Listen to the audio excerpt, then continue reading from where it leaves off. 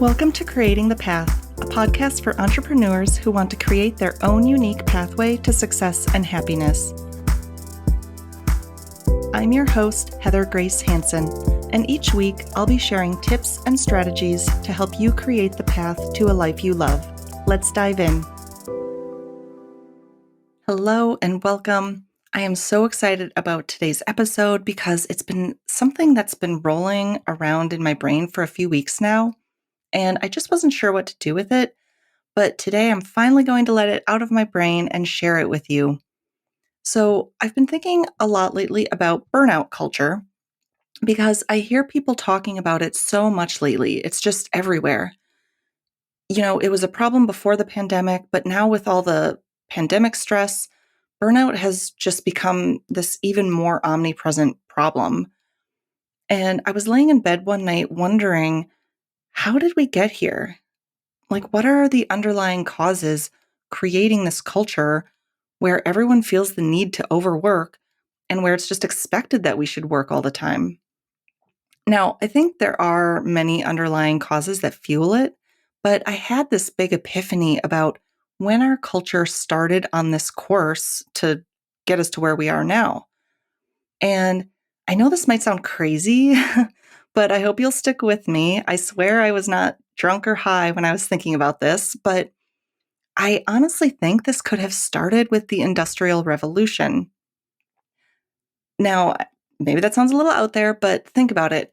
When people started to work in the factories and we had these machines that could output work faster than humans could, things started to shift to wanting more and more output. This mindset of how much work can we get for the lowest cost? It feels very similar to what I experienced in my corporate job in the sense that they would lay people off, but then the same amount of work output was still needed and expected. So those of us still working there, we just had to absorb that extra work, even though before we had already been working 40 hours a week. And, this is such a common phenomenon, especially in large corporations where the people at the top are making these decisions and handing down work with either no awareness or little care on whether it's a reasonable amount of work based on the number of employees. And it just makes the employees feel like they're expected to be robots or like they're viewed as less than human.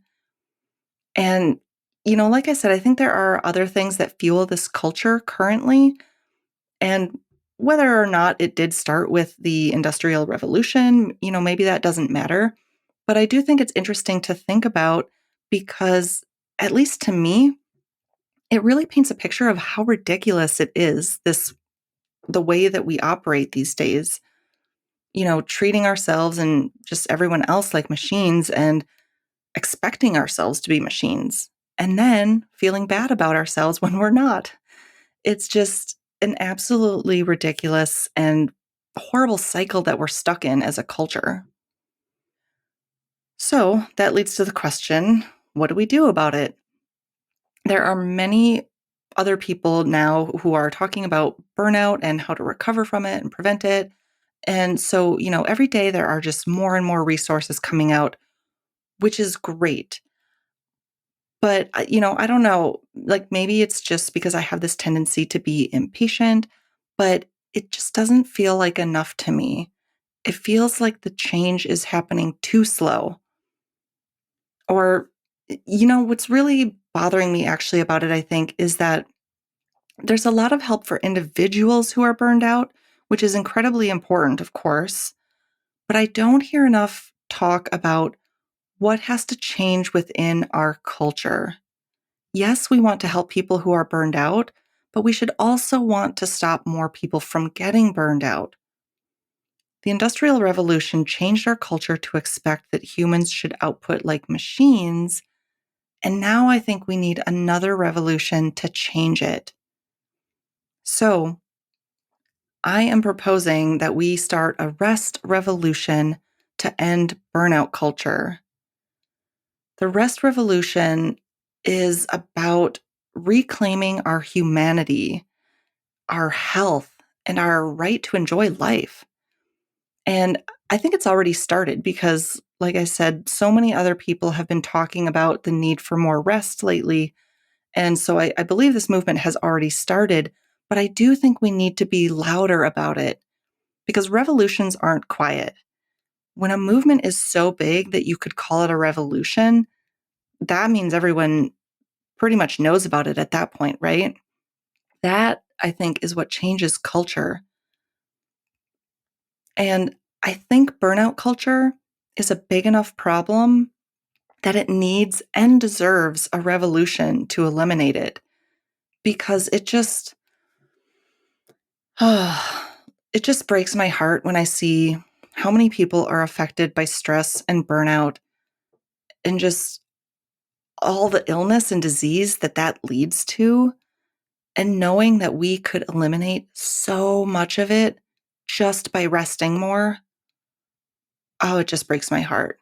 So that's what I'm proposing. I am proposing that we start a rest revolution or to join in the one that's already kind of bubbling up and already starting. So now I want to talk about what the rest revolution is not. What is this not about? So it's not about not working or about being lazy. And by the way, laziness does not exist. What we call laziness is just lack of motivation. And there's nothing wrong with having a lack of motivation unless you want to be motivated, in which case you can work on that. So I just want to be clear on that because the word lazy is too often used as a way to shame ourselves and other people and it's like a huge contributor, I think, to maintaining burnout culture. And so I think we really need to eliminate that word from our vocabulary. That was just a little side note, but yes. So back to my original point, the rest revolution is not about laziness, since that doesn't exist. And it's also not about not working or not wanting to work. There's nothing wrong with working or even working hard. We just need to develop the skills to rest so that we can continue to work and show up as our best in our work. Because if we don't get the rest that we need, our performance starts to decline. It's not always noticeable because we're usually too tired to be able to see clearly what's happening, right? That definitely happened to me when I was burned out in my corporate job. I thought I was doing a good job, and I was to a certain extent, but I could have been doing so much better if I was getting the rest that I needed. So, yeah. My whole point is that I don't want anyone to write off this revolution by saying, oh, it's just a bunch of people who want to sit around and not do anything and just don't want to work. No, no, no, no, no. That's not what this is about. It's about having the awareness and the intelligence to recognize that living this way, working too much, and not resting enough is bad for us. It's not serving us well, and it's lowering the quality of our work. It's about having the courage to say no more and to start taking care of ourselves the way that our bodies and our minds need and deserve. And not just us, the world and the others around us. Just imagine for a moment a world where everyone is less stressed and less overworked and not lashing out at other people because they're too tired to regulate their own emotions, and where instead they're getting the rest they need and can put out quality work when they do work, and they're treating people the way we should all be treating each other, with kindness. I mean, doesn't that just sound amazing? I'm feeling myself wanting to just go off on this because I could talk about it all day, but I feel like I've made my point. I think you've probably heard about the top 5 regrets of the dying. I don't know the name of who wrote the book, but I think she was a hospice nurse. Anyway, I do hear people repeat somewhat often, or I used to hear people repeat that, one of the top regrets of the dying is that they wish they hadn't worked so much. So, I think we've all heard that before. And if you're like me, that probably resonates. Like, I remember the first time I heard it, I definitely at that time felt like if my life continued the way that it was going at that time, that I would definitely have that regret at the end of my life. And I've heard a lot of other people say the same thing. But for me, it actually took many years to actually do anything about it. In fact, I didn't do anything about it until I burned out and actually couldn't physically or mentally go on the way I was. So, right now, I think we have a great opportunity to change the trajectory that we're on. And just to make sure that we don't get to the end of our life regretting the fact that we worked too much and didn't enjoy life as much as we could have. I think now is the perfect time to change that. So, let's recap. We've talked about the burnout culture we're currently living in and how we might have gotten here, and about how we need to create this bigger movement to shift culture away from, what we're doing now, which is treating humans like machines, basically. And of course, my suggestion is that we create a rest revolution, start a big movement. And of course, I can't do this myself because a revolution of one person isn't going to make much of an impact. So I am inviting you to join me. Shifting culture takes time, of course, but making changes in your own life takes a lot less time. So by joining the rest revolution, you can experience the benefits even before the culture shifts. So now you're probably thinking, okay, sounds great, but how do I join and what do I have to do? Well, the first and simplest thing you can do is do nothing. Just slow down, rest, do less stuff.